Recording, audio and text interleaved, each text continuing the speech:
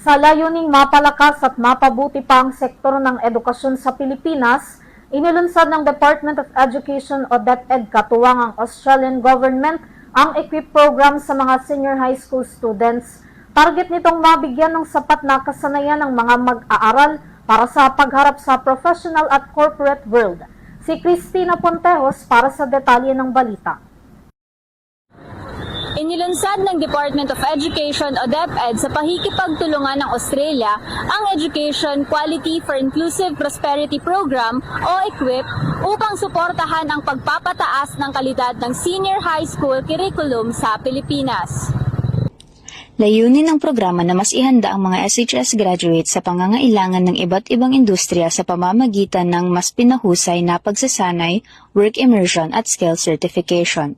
Hangad din nito ang mapataas ang employment ng mga mag-aaral at makapag-ambag sa paglago ng ekonomiya ng bansa.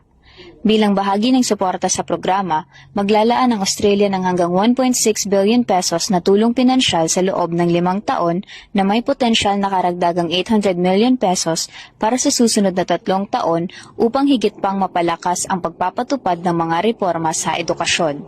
Kabilang sa mga pangunahing bahagi ng EQUIP program ang pakikipag-ugnayan sa mga kumpanya sa construction, information and communications technology o ICT, healthcare, tourism, transport and logistics at manufacturing upang mabigyan ang mga estudyante ng mas angkop na pagsasanay. Palalakasin din ang work immersion sa tulong ng mga Australian at lokal na eksperto. Magkakaroon din ng mas madaling akses ang mga mag-aaral sa pagkuha ng TESDA National Certificate o NC habang sila ay nasa senior high school pa lamang. Bukod dito, paiigtingin ang career guidance upang matulungan silang makapili ng kursong naaayon sa pangangailangan ng industriya. Makikinabang din ang mga guro sa pamamagitan ng mga bagong pagsasanay at learning modules para sa mas epektibong pagtuturo.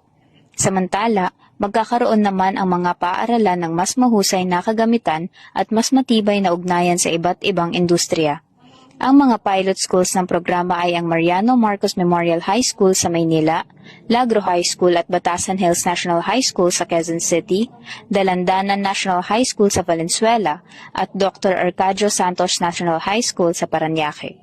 Ayon sa DepEd, ang pakikipagtulungang ito sa Australia ay bahagi ng patuloy na pagsisikap na makabuo ng isang sistemang pang-edukasyon na naghahanda sa mga mag-aaral sa pamamagitan ng mga kasanayan, kumpiyansa, at mabuting pag-uugali na kailangan upang magtagumpay sa hinaharap.